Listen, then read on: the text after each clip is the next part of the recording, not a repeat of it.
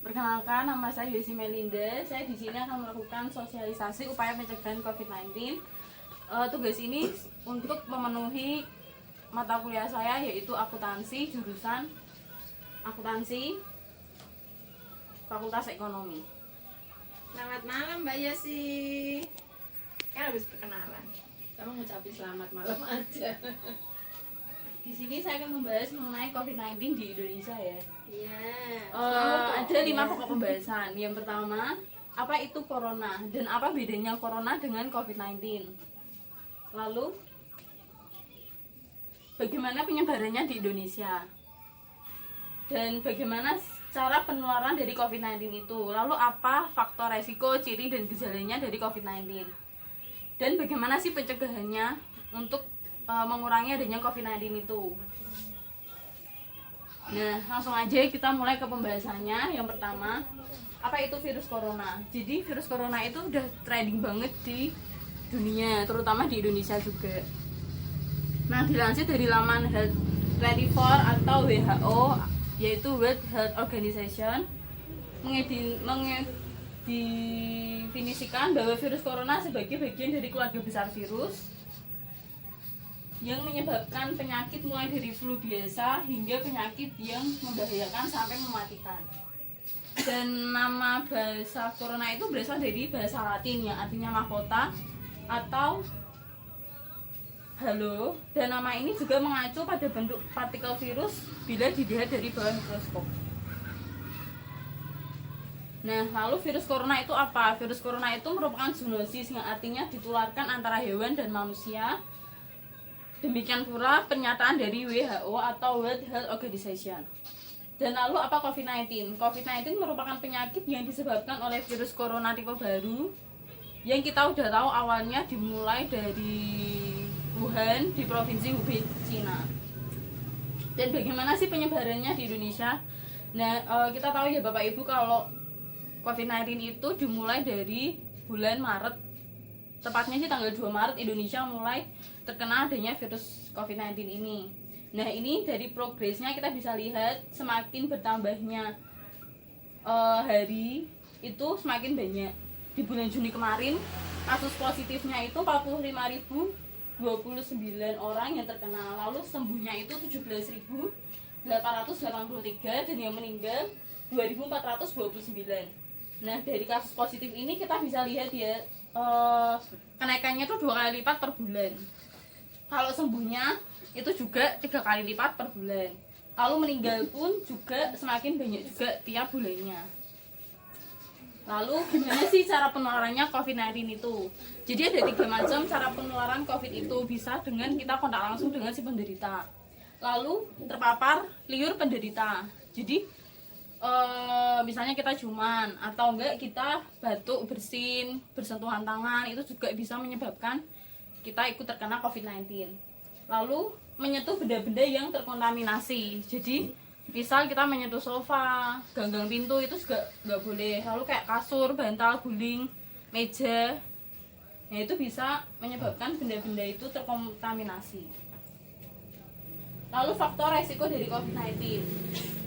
Nah, corona ini bisa menyerang siapa saja, bukan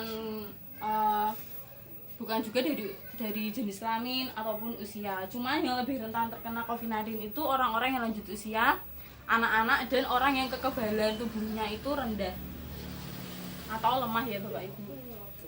Lalu ciri dan gejala dari COVID-19 itu ada 4: batuk, lalu demam, lalu sesak nafas, dan sakit tenggorokan. Bukan berarti orang yang terkena penyakit ini tuh disebut dengan bukan berarti orang yang terkena penyakit ini tuh diasumsikan bahwa dia kena corona. Jadi misal kita udah gejala ini sudah ada di tubuh kita, nah tetapi kok nggak kunjung sembuh-sembuh, lebih baik kita periksa ke dokter. Walaupun sudah dikasih obat-obatan umum tapi kok belum sembuh, lebih baik kita periksa ke dokter. Lalu bagaimana sih pencegahan dari COVID-19 itu? Pencegahannya itu kita diminta pemerintah untuk melakukan physical distancing. Apa itu physical distancing? Itu menjauhi dari kerumunan, menghindari pertemuan massa, terus kita jaga jarak sama orang sekitar 2 meter. hal ini tujuannya tuh untuk mencegah supaya orang yang sakit tidak terkena orang yang sehat. Jadi kita jaga jarak pokoknya. Dan ini berguna banget untuk mengurangi peluang penularan virus. Nah, lalu let's stay at home itu kita selalu di rumah. Jadi hal ini bertujuan untuk mengurangi penyebaran virus itu. Nah, kita pergi-pergi jika ada perlunya aja. Nah, terus kita rajin cuci tangan pakai sabun. Itu penting banget. Kalau misal tangan kita kotor, lebih baik kita pakai sabun. Lalu ini cara cuci tangan menurut WHO atau World Health Organization yang betul ada 8 step ya Bapak Ibu. Pertama, kita kasih sabun aja ke tangan, ke telapak tangan.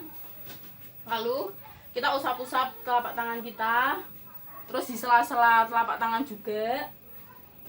Lalu di pucuk-pucuk tangan. Terus di setiap jari-jari kita. Lalu kita lingkar-lingkarkan jari kita ke tangan.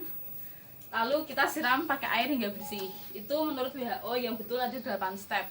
Dan biasanya itu 20 detik yang cara yang baik untuk pencegahan virus itu. Nah, kita bisa juga melakukan hand sanitizer. Cuman kalau hand sanitizer itu lebih baik kita pakai kalau kondisi tangan kita tuh nggak kotor. Kalau kotor lebih baik kita cuci tangan. Terus disinfektan. Disinfektan itu dilakukan di rumah. Itu kita bisa pakai disinfektan di meja, kursi, ruangan-ruangan itu kita bisa lakukan disinfektan. Nah, lalu penggunaan masker. Masker ini tuh penting banget buat kita supaya orang-orang yang sakit tuh nggak kena ke orang yang sehat. Itu penggunaan masker. Di mana-mana pemerintah menganjurkan baik kita ke mall, kita jalan-jalan, kita wisata, itu kita selalu pakai masker. Nah, ini adalah motivasi buat Bapak Ibu, yaitu jadilah yang pertama untuk berubah dan selalu waspada dengan adanya kondisi pandemik ini. Terima kasih, sekian presentasi dari saya. Semoga apa yang saya sampaikan bisa bermanfaat bagi Bapak dan Ibu semua. Nah, di sini saya akan membuka 2 pertanyaan. Mungkin ada Bapak Ibu yang mau bertanya. Gini ya Mbak, cuci tangan itu pakai sabun cairnya khusus sabun cair mandi atau pakai sabun cair cuci piring itu bisa atau tidak ya? Sabun cair yang anti kuman. Kak, mau tanya, untuk kondisi seperti sekarang, bolehkah kita keluar kota? Tanya Mbak, bila mau keluar kota nggak pakai masker sanksinya apa? Nah, gitu aja. Dia di luar kota naik angkutan itu duduk tidak ada jarak 1 meter gimana atau berdekatan kalau duduk di mobil itu sama aja gimana? Jadi di sini saya akan menjawab pertanyaan dari Bu Rina. Itu pertanyaannya, sabun cair apa yang bisa digunakan untuk menghilangkan virus corona itu. Jadi jawabannya adalah sebenarnya semua sabun bisa, baik itu sabun cair khusus badan ataupun sabun mandi, sabun cuci tangan, atau khusus hand soap itu bisa tuh, Bu. Jadi semuanya sabun itu bisa dipakai untuk menghilangkan virus itu. Nah, lalu saya akan menjawab pertanyaan dari Mbak Karin.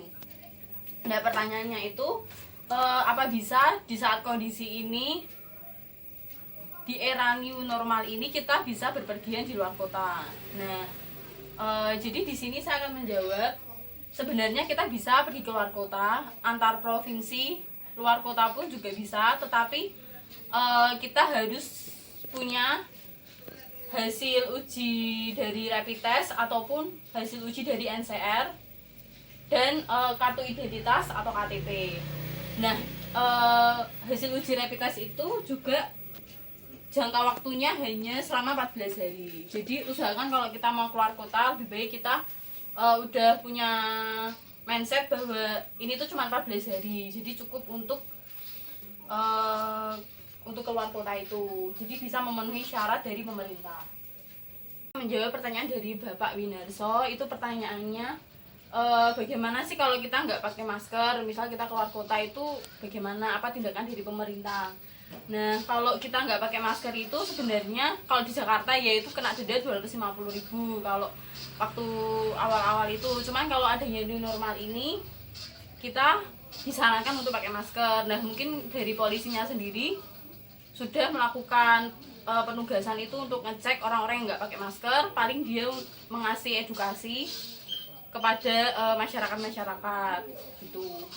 Nah, saya akan menjawab pertanyaan dari Pak Slamet, yaitu bagaimana sih kalau misal kita pergi naik transportasi, nah kok tempat duduknya berdekatan, gitu ya Pak ya, betul ya. Jadi itu tuh sebenarnya itu kesadaran dari masyarakat. Pemerintah kan sudah memberikan kita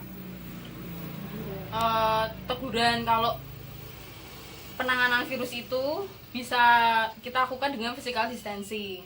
Jadi kita udah dikasih tahu pemerintah nih, jadi ya itu kesadaran kita sendiri. Lebih baik ya kita saling jaga jarak sejauh 2 meter itu. Udah. Jadi ini antara sengaja dan tidak sengaja ya. Berdekatan. Iya Pak, jadi itu kesadaran dari masing-masing individu kita. Pemerintah sudah ngasih teguran kalau kita itu duduk sejauh 2 meter untuk mencegah virus itu. Gitu Pak. Terima kasih. Ya, terima kasih. Terima kasih dari saya. Terima kasih untuk kehadirannya Bapak dan Ibu. Terima kasih untuk perhatian dari kalian semua. Selamat malam. Selamat malam. Nah, di sini saya punya souvenir untuk Bapak Ibu untuk bisa digunakan saat kita berpergian. Pemerintah menganjurkan banget buat kita untuk selalu pakai masker. Nah, ini. Makasih Mbak. Terima kasih Kak. Thank you. Gratis ya. Masih.